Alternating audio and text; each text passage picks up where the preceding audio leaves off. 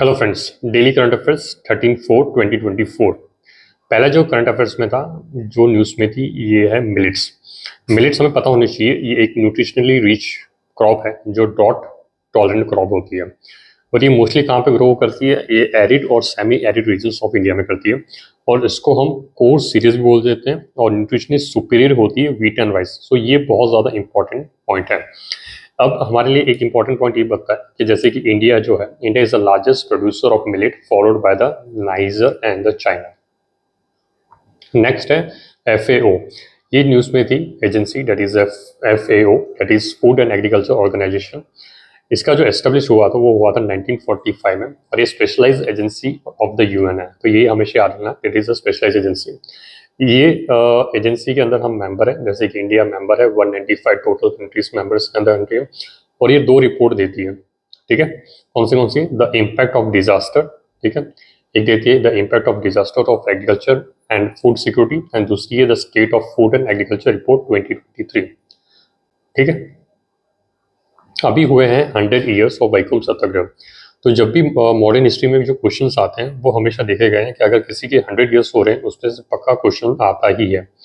तो यहाँ पे हम देख लेते हैं, ये जो वैकोम सत्याग्रह हुआ था वो किसके लिए हुआ था? ये हुआ था against the exclusion of the lower caste Hindus from accessing the Vaikom Mahadeva temple, ठीक है।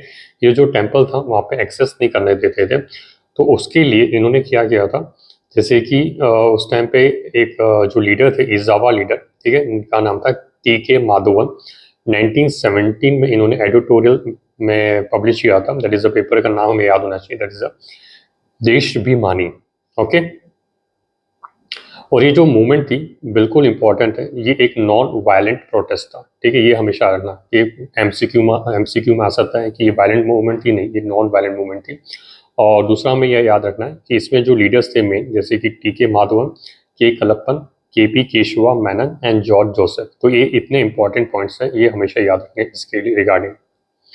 फिर आता है स्पाइसेस बोर्ड ऑफ इंडिया, ठीक है। ये कब कंस्टिट्यूट हुआ था? 1987 में। और ये कौन से एक्ट के अंदर आता है? Spices board of act 1986। अब इसका हेडक्वार्टर कहाँ पे है? इसका जो हेडक्वार्टर है वो है, दैट इज अ कोचीन, केरला। और कौन सी मिनिस्ट्री के अंदर आता है? ये आता है ministry of commerce and industry. तो ये इंपॉर्टेंट पॉइंट्स हमें याद होना चाहिए इसके रिगार्डिंग, ओके। फिर नेक्स्ट है एक्सटेंडेड फंड फैसिलिटी। अभी एक्सटेंडेड फंड फैसिलिटी है किसकी? पहले तो पता होना चाहिए कौन सी बैंक, जैसे IMF, ठीक है, इंटरनेशनल मॉनेटरी फंड। ये क्या करता है? ऑफर करता है, that is a longer programme engagement and longer repayment period भी देता है, ठीक है। इसका मेन ऑब्जेक्टिव क्या रहता है? फाइनेंशियल असिस्टेंस देना टू द कंट्री। किसको देगा? वो facing serious medium term balance of payment problems, ठीक है। तो हमें ये याद होना चाहिए, ये 2 चीज़ें इसमें से।